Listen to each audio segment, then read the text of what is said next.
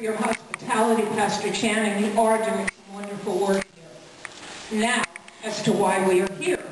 As you all know, District 9 will be electing a new supervisor on November 4th.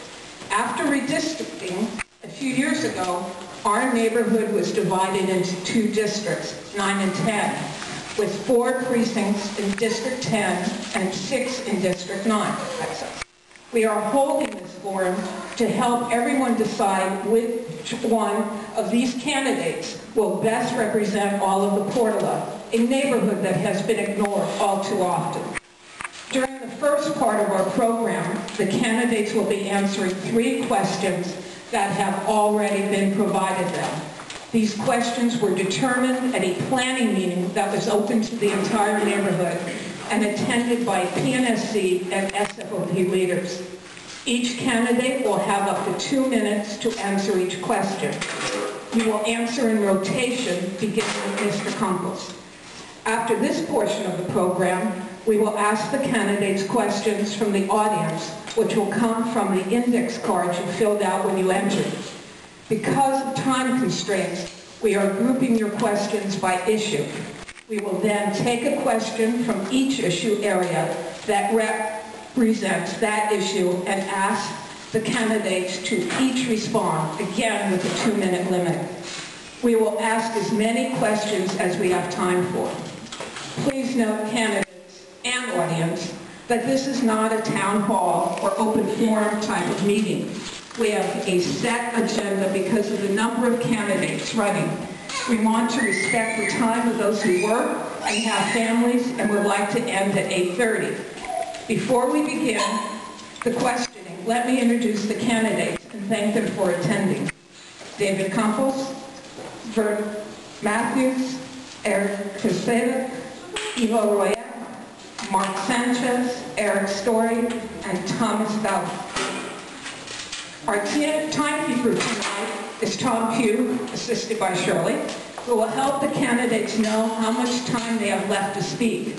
When you see the stop sign, candidates, please stop speaking immediately.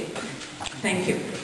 I will now like to introduce Irene Crescio, who will ask the first question.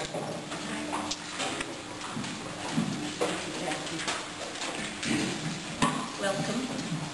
And the first question is for Mr. Campos, and the question is, how will you work with Sophie Maxwell, the current District 10 supervisor, to make sure the portola gets the attention it requires, and what will you, once Ms. Maxwell has finished her term, do to build a working relationship with the incoming supervisor? Thank you very much. Thank you very much. Let me begin by thanking all of you for being here tonight and to the organizers of this event. Let me say that there are many reasons why I decided to run for supervisor. One of the key reasons is that I have been reading in the paper, picking up the Chronicle, and reading about the kind of politics that goes on in City Hall. And quite frankly, I think that we need to get away from the politics of personality, where you pick up the paper and you read about members of the Board of Supervisors fighting with the mayor and fighting with each other. I really think that people are calling for a different kind of politics that actually focuses on the issues that are facing our neighborhoods. And that's why I think that question is right on point. I look very much forward to working with Supervisor Maxwell.